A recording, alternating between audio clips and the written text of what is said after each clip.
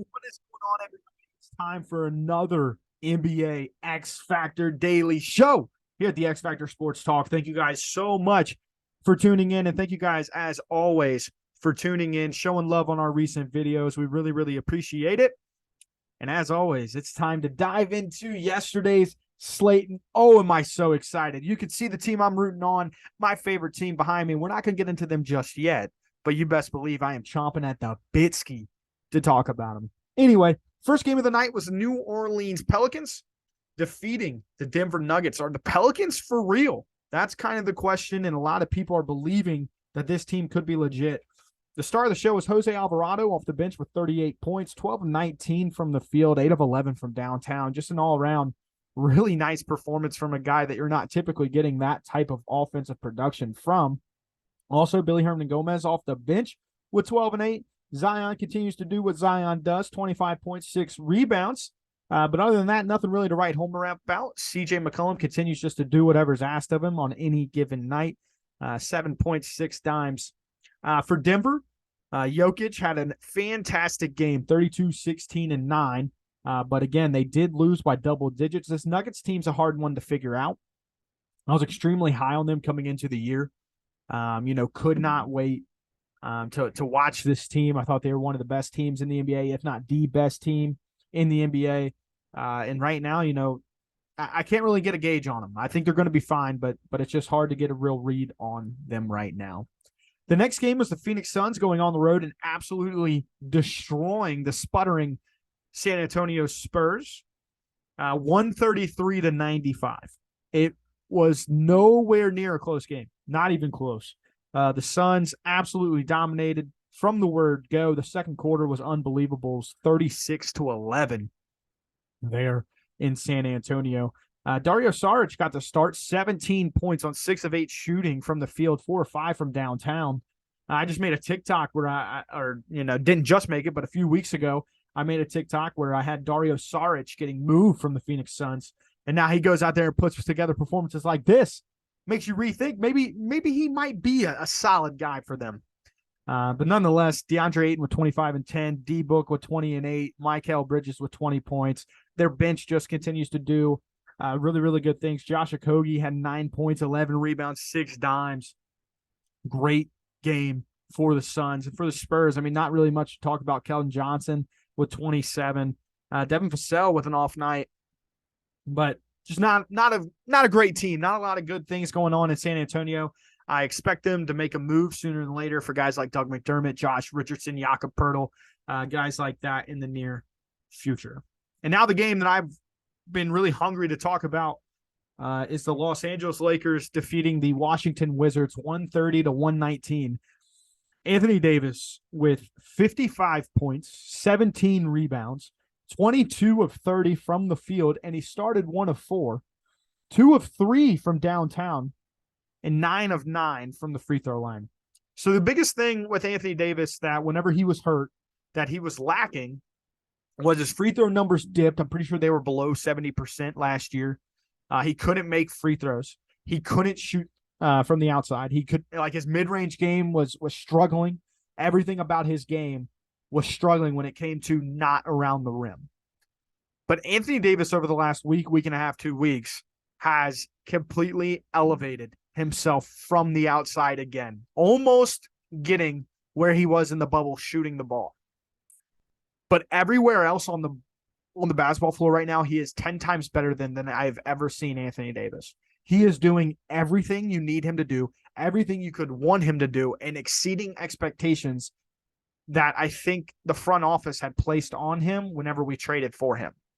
If this is the guy that you can consistently get, the Lakers can be the team that we all want and kind of the NBA can need in terms of a marketable, everybody wants to watch this team, whether it be them failing or whether it be them succeeding. People love when the Lakers fail and people hate when they succeed. But Laker fans like myself love when we succeed. So there's that dynamic where the NBA could almost want this team to be great and almost where the league could need this team to be great. But now it's like, well, they can be. I think they need to make a move sooner than later. I don't think it's as easy as trading Westbrook, because why would you trade the best six man in all of basketball right now? He comes on, he's an infusion of energy. He had 15 dimes off the bench last night, 10 assists to Anthony Davis alone, which is the most, I believe, in a single game to one single player, which is a really, really cool stat. Dennis Schroeder as well with eight assists. LeBron with 29, 8, and 6. LeBron taking a back seat and still averaging over Anthony Davis's run, like 25 to 30 points a night, is really impressive stuff. It just shows how great LeBron is. But to the Wizards, Kyle Kuzma played really, really well. 26, 7, and 4. Kristaps Porzingis, 27 and 9. Bradley Beal checked out of this game really, really early. He was only in there for about 3 minutes, and they said on the broadcast that I guess he re-aggravated some sort of injury. So that stinks for him. But Daniel Gafford with 19 and 7 played really well. They started chipping. This was an ugly game, like a 30-point beatdown. And then in the fourth quarter, the Wizards started. I mean, Kyle Kuzma really got rolling and started knocking down a ton of shots. And the Lakers kind of have a way of letting teams inch their way back into ball games. But nonetheless, they got it done there. All my flowers, all my praise is going to go towards Anthony Davis right now. I mean, he is playing at an unreal level. As a Laker fan, getting to watch this every other night, every night, whatever the case may be, whenever they play, is absolutely sensational. They've really turned around a season that I thought wasn't, salvageable, if that makes sense. The Grizzlies went on the road and defeated the Pistons 122 to 112. The Grizzlies, 33, 5, and 10 from Ja. Ja's amazing. 14 and 9 on the year are the Grizzlies. Just another Western Conference team kind of hanging out in that mid pack. You don't know what to do if you're buying all the way in or if you're kind of like on your way out with this team. But then you look at the Pistons, 6 and 19, the most really depressing team when you talk about the excitement rolling into the year. They made all the right moves, pushed all the right buttons, and you're sitting here 6 and 19. Sadiq Bey with 24, 6, and 7 off the bench. Just a really nice name to keep your eye on, potentially getting moved. I just made a TikTok. If you haven't followed the TikTok, go ahead and follow that. But yeah, moving on, the Boston Celtics went on the road and defeated the Brooklyn Nets. The best team in basketball right now are the Boston Celtics. They play at such a high level. Jaylen Brown with 34 and 10. Jason Tatum with 29 and 11. Arguably the best duo in the game of basketball right now. Nobody else really standing out on their starting lineup or really their bench, but Malcolm Brogdon with 13, 8, and 8. A really weird game. Third quarter was terrible. There was about 33 combined points during the third quarter. But Kevin Durant played really well, 31, 7, and 5. But the Nets fall short again. The Cleveland Cavaliers went on the road and played the New York Knicks, and the Knicks picked up a big win last night against this Cavalier team. Julius Randle, 18, 9, and 4. Jalen Brunson continues to play pretty good ball. When you look at his numbers on the year, 21, 6, and 3. Not bad for the young man who just signed a mega deal this offseason. Tom Thibodeau's rotation continues to shrink as Cam Reddish got a DNP. But for the Cleveland Cavaliers, they just didn't shoot the ball very well. Those nights are bound to happen, especially whenever you're starting Mamande Diakate from Virginia. He's not the greatest player in the world, and you're starting him at your 4 spot. They're battling some injuries right now with Dean Wade, Jared Allen. And so this team's in a little weird lull spot, but they're sitting 15 and 9 in a really good spot. Big game against the Lakers tomorrow night. So should be a lot of fun in that one. Another super hot team right now is the Sacramento Kings. They win 110 to 101 and get to light that beam in Sacktown. I was really high on the Kings coming into the year, and a big part of that was because I was really high on Sabonis coming into this year. I thought he had to make an All-NBA team for this team to do something special, and I still believe that they can. And Sabonis had 11, 17, and 10 on only 4 shots. He only needs 4 shot attempts, and he got those numbers. He doesn't complain. His totals on the year, 16 points, 6 assists, 11 rebounds from your center. That's great basketball. That's just great basketball. De'Aaron Fox off night, but it doesn't matter. Malik Monk off the bench played well. Davion Mitchell continues to kind of get his footing back. Harrison Barnes, same thing. And this team's talented all over the place. I love this team. And then reversely for the Bulls, I was higher on them coming into the year, and they have struggled. Zach LaVine with 41-8, but it wasn't good enough. Nobody else on this team stepped up. DeMar DeRozan shot 33% from the field. Really, really interesting spot for the Bulls to be in. Do they blow it up? Do they kind of hold pat and kind of be that mediocre team? Something to keep an eye on. In the nightcap, the Portland Trailblazers defeated the Indiana Pacers 116-100. Damian Lillard returned to the floor for the Trailblazers and put up 21, 4, and 6. Jeremy Grant continues to play really, really well. 28 points, 5 rebounds. This starting lineup can be something. Like, seriously, can be something. D-Lil, Anthony Simons, Yusuf Nurkic, Josh Hart, and Jeremy Grant is a really, really good starting five. But then their question marks arise on the bench. You got guys like Drew Eubanks, Justice Winslow, Greg Brown, Trenton Watford, Jabari Walker, and Shaden Sharp. A lot of unproven cats over there.